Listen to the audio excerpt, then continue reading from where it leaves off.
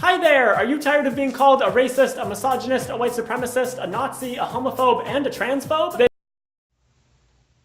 I agree. I am getting tired of being called all those things. It's annoying when you try to challenge the ideals of your opponents but can't because they're too busy throwing a fit over the fact that you said something that they didn't like. Correct now. It's like for some reason people don't like blatant hatred being spewed everywhere. I don't get it. But anyway, because of this new climate of tolerance and acceptance, you have to be more careful with your words if you have. You are exactly right, Riley. No one likes to have racism thrown at them. But answer this. Why do you support a side that does it all the time? You are a walking pile of hypocrisy, princess. Happen to be a skeptical, rational, free-thinking, patriotic American like me.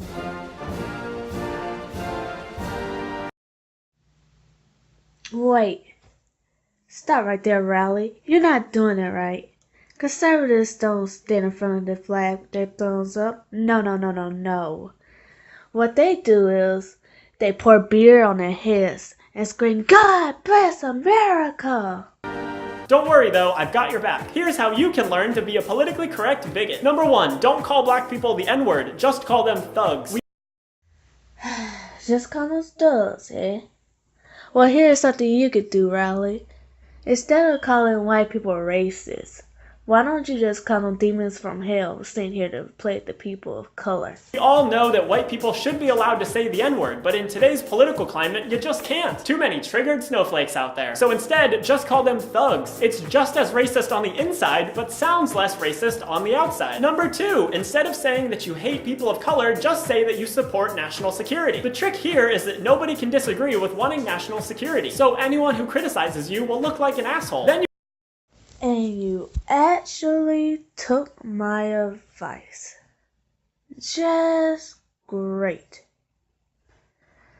You are really something. You are just really something. you can build a huge wall on the southern border and ban people from the Middle East and say it's for national security, even though those.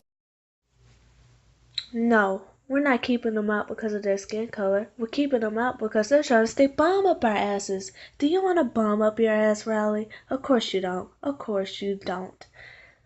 Things won't actually make us any safer. The important part is they look like they'll make us safer, and they'll keep people of color out. It's a win-win. Number 3, if you want to lead a harassment campaign against someone, make sure that you display a disclaimer saying that you don't condone harassment. You see, an old-fashioned harassment campaign is seen as offensive nowadays, something about bullying marginalized people or some shit like that. So instead of telling people what you're doing, just do all of the same things, but don't say that you're doing it. Essentially, you want to make it easy for your hundreds of thousands of followers to go harass someone by giving them all the information they need, but not actually directly telling them to do it. If you make it easy enough for them, they'll do it whether you tell them to or not. And this way, you can avoid any responsibility. It's like putting a really tasty treat in front of a hungry dog and then telling the dog that it shouldn't eat the treat. It's still gonna do it, but then it's not your fault because you told it not to. Number 4.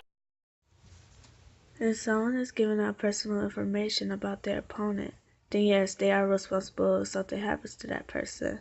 But let's just say the person is just being a cunt and another YouTuber calls them out for it. The YouTuber has no control over what their fans do, so therefore, they do not have to take responsibility.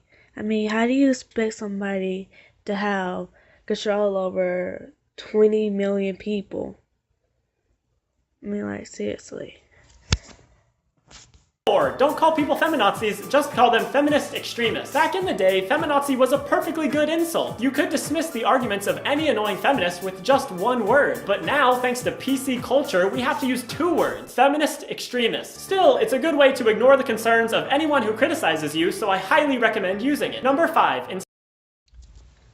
Well, being a feminist and being a feminazi are 2 different things. Feminists are an endangered group of species that fight for equality. Feminazis, on the other hand, are ugly apes with Snapchat filters and Tumblr blogs that don't fight for equality. They just fight for the right to kick men in the balls. Instead of saying that you hate trans people, just say that you wouldn't date them. Thanks to all the liberal, leftist, communist transgenders out there, it's now not okay to hate someone just because they're trans. That's ridiculous. You know it, I know it, we both know it. So to get around this, just say you would never date a trans person. It's a good way of getting your message across without explicitly saying it. Plus, if anyone criticizes you, you can just call them a rapist and claim that they're trying to force you. Okay, Riley, since you want to play that card, let's turn that argument around, shall we? If a gay man only chooses to date men, then he is by fact a sexist and do not like women. In fact, since you are a man that wants to be a woman, then you are by far a sexist because you hate being a man. Now, does that make sense? Of course it doesn't. I don't see why you feminists, or shall I say feminazis, always bring up arguments that don't make sense. Like, no one will call you out on it. I mean, like, this video has been so obvious before, and I chose this to be my first video because I knew I could easily break it down. Maybe when this video is over, I could go to more difficult topics.